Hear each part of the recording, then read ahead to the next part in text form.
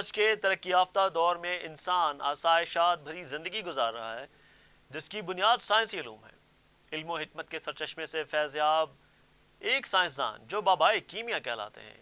انسانی تاریخ کے پہلے باضابطہ سائنسدان ہونے کا یہ رتبہ کس ہستی سے کسب فیض کا نتیجہ ہے، جانتے ہیں قاسم الحسینی کی اس رپورٹ میں۔ 21ویں صدی کی حیران کن ترقی اور آسائشات بھری حیات انسانی سائنسی علوم کی مرہون منت ہے، جس کے بنیاد گزار وہ برگزیدہ ترین ہستیاں ہیں جنہوں نے متلاشیان علم و حکمت کے لیے یہ نداء نور بلند کی کہ میں مدینۃ العلم ہوں اور علی ابن ابی طالب علیہ السلام باب مدینۃ العلم۔ یہ نبی و علی کی پاک آل ہی تھی جنہیں دنیا ظلم کا نشانہ بناتی رہی، ستم ڈھاتی رہی، اور وہ علم کی روشنی سے چار دانگ عالم اجالا کرتے رہے۔ سلاطین جبر ان ہستیوں پر عرصہ حیات تنگ کرتے رہے، انہیں قید و بند کی صعوبتوں میں جکڑتے رہے، قتل کرتے رہے۔ ایسے حالات میں بھی خاصان خدا بنی نوع انسان کی ترقی و فلاح اور دینی اور دنیاوی نجات کا سامان کرتے رہے۔ مولا کائنات علی ابن ابی طالب علیہ السلام کی شہادت کے بعد اہل جور سمجھے کہ علم کا در بند ہو گیا، لیکن قربان آل محمد کی کریمی اور حسن عطا پر جو شہادتوں کو گلے لگاتے رہے، لیکن صبر و رضا، استقامت و پامردی کو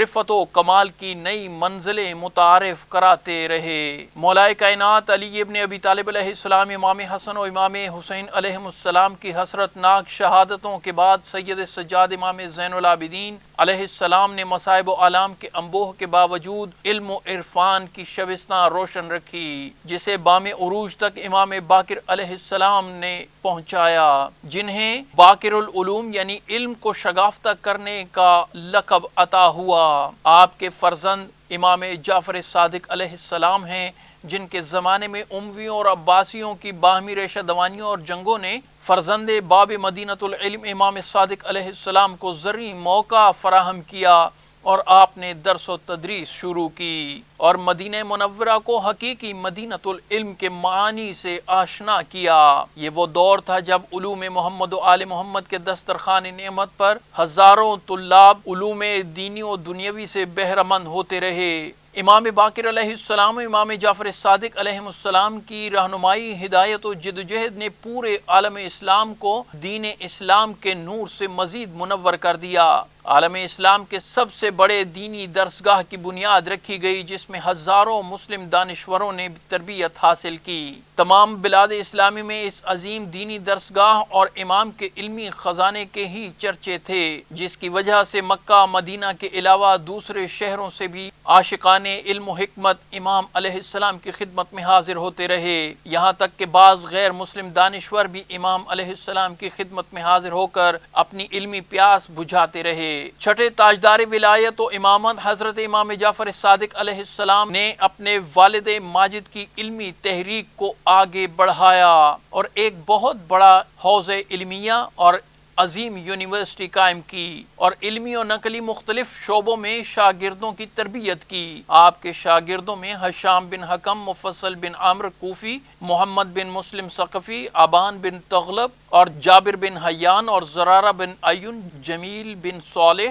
جمیل بن دراج، محمد بن مسلم طائفی، حشام بن سالم، ابو بصیر، عبید اللہ محمد، عمران حلبی، عبداللہ بن سنان اور ابو الصباح کنانی معروف گردانے جاتے ہیں۔ امام جعفر صادق علیہ السلام کے سینکڑوں مایہ ناز طلاب میں ایک دمکتا ہوا نام نامور سائنسدان اور انسانی تاریخ کا پہلا باضابطہ کیمیا داں جابر بن حیان کا ہے۔ یورپ کے تمام محققین اس بات پر متفق ہیں کہ تاریخ میں پہلا کیمیا دان جابر بن حیان ہے۔ کہا جاتا ہے کہ سونا بنانے کی دھن نے جابر بن حیان کو علم کیمیا کا موجد بنا دیا، جس پر انہوں نے بہت سے تجربے کیے اور مشہور ہوئے۔ آج پوری دنیا انہیں فن کیمیا کا بابا آدم تسلیم کرتی ہے۔ اہل یورپ میں وہ جابر کے نام سے جانے جاتے ہیں۔ جابر بن حیان، جن کی کنیت ابو موسیٰ تھی، وہ امام صادق علیہ السلام کے اصحاب میں سے تھے اور کیمیا میں ایک اہم مقام رکھتے تھے۔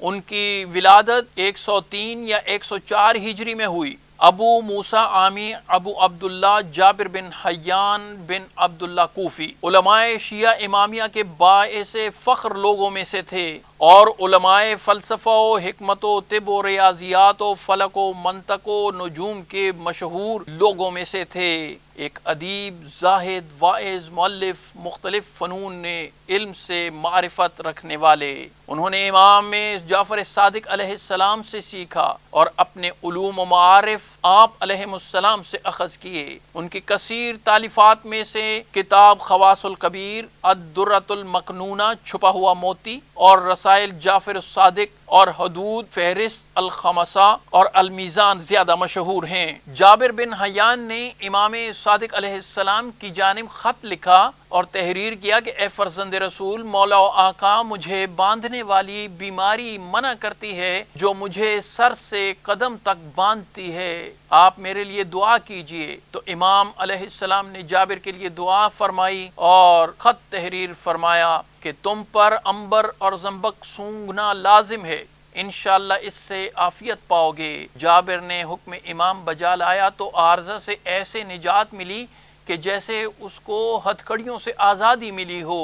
فادر آف کیمسٹری جابر بن حیان نے ایک مرتبہ امام جعفر صادق علیہ السلام سے دریافت کیا، اے استاد مکرم، اے فرزند رسول، یہ تو بتائیے کہ موت کیا ہے؟ امام علیہ السلام نے فرمایا، جابر سمجھ سکتا ہے؟ جابر نے عرض کی، جی مولا و آقا، اگر آپ اہل سمجھیں۔ امام نے فرمایا، جابر غور سے سن اور سمجھ، جب تو شکم مادر میں تھا تو تاریک پردوں میں رہتا تھا، وہ بہت چھوٹا سا جہان تھا، تب جابر تو نے اس جہان کی وسعت اور روشنی دیکھی نہیں تھی، لیکن تو اس تاریک جہاں میں بہت خوش تھا، تب تو اس جہان سے کسی اور جگہ جانا نہیں چاہتا تھا کیونکہ تو نے اس سے بڑا جہان دیکھا نہیں تھا، یہی سبب ہے کہ تو نے اس جہان میں آتے ہی رونا شروع کر دیا، کیونکہ تو سمجھ رہا تھا کہ میں مر رہا ہوں، لیکن یہاں والے خوش ہو رہے تھے کہ تو اس جہان میں پیدا ہو رہا ہے۔ یہی ہوگا جب تو یہ جہان چھوڑ کر اگلے جہان جائے گا، وہاں والے خوش ہوں گے کہ جابر پیدا ہو رہا ہے، یہاں والے رو رہے ہوں گے کہ جابر مر رہا ہے۔